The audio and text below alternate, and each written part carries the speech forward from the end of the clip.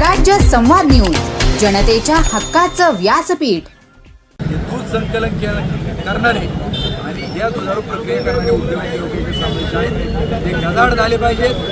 ही बेसळ थांबली पाहिजे। पूर्वीसारखी ओळख या परिसराला शेतीप्रधान जे तालुके चांगलं निर्भीड दूध निर्माण करणे अशी ओळख निर्माण करून केली पाहिजे ही आमची। या बेसळखोरांच्या पाठीमागे ज्यांना राजकीय ज्यांना जे पाठबळ आहे त्यांच्यावर देखील कारवाई नाही। एकूणच जर पाहिलं तर आता बेसळीचं आंबेगाव हे प्रथमच वारंवार नाव केलं जात आहे। शेतकऱ्यांचा नक्की तुमचा रोख कोणाकडे? आमचा प्रामुख्याने आता हा जो रोष आहे की प्रथमदर्शनी ही जे आरोपी सापडलेले आहेत यांना या तालुक्यातील लोकांनी जिल्हा दूध संघावरती संचालक म्हणून जी सहकारी संस्था आहे तिथं निवडून पाठवलं की ज्याच्यावर कंट्रोल राज्य सरकारचा आहे। आज त्यावर प्रतिनिधित्व करत असताना त्यांचा स्वतःचा देखील खाजगी प्रकल्प मथुरा ही डेअरी विष्णू हिंगेची आहे। ते पक्षाचे अध्यक्ष आहेत, जिल्हा परिषदचे सदस्य आहेत, तरी त्यांचे नेते त्यांना पाठबळ देतात। त्यांचा सक्का पुतण्या याच्यामध्ये तो गजाआड झालेला आहे। त्याचबरोबर त्यांचा दुसरा धंद्यातला त्यांचा पार्टनर सुशांतचा आणि विष्णू हिंगेचा खास मित्र की जो अवसरी दूध शेतकरी केंद्रावर विष्णू हिंगे समूहाचा असतो तो संदीप लोढा देखील गजाआड झालेला आहे। म्हणून याच्या पाठीमागचे सूत्रधार आहेत आणि हा माल जिथं वाटलेला आहे पोलीस तपासामध्ये चार्जशीटमध्ये कोणत्या संस्थांनी हे दूध घेतलेलं आहे।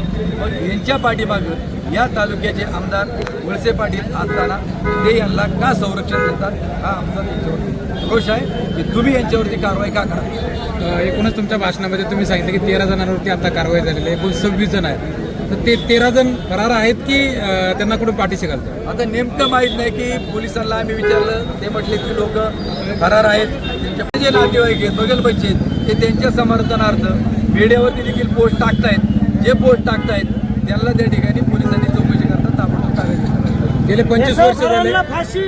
गेले 25 वर्ष झाले की या भागामध्ये बेसळीचा जो कारनामा आहे तो बाबू उघडकीस आलेला आहे। एकूणच जर पाहिलं तर दूध उत्पादक शेतकरी आहे त्यांची विश्वासार्हता कुठेतरी आता संपूर्ण महाराष्ट्रामध्ये येते।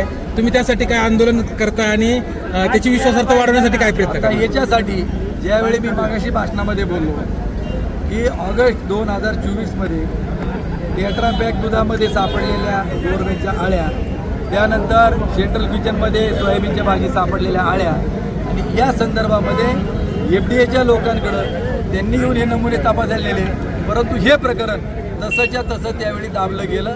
कारण याच्यामध्ये निरपक्षपणे काम करणारे अधिकारी नव्हते असं आमचं म्हणणं आहे। मुंडे साहेब आले म्हणून त्या खात्याला कुठंतरी न्याय मिळतोय ही आमची सर्वांची भावना त्याच्या पाठीमागं निश्चित आहे।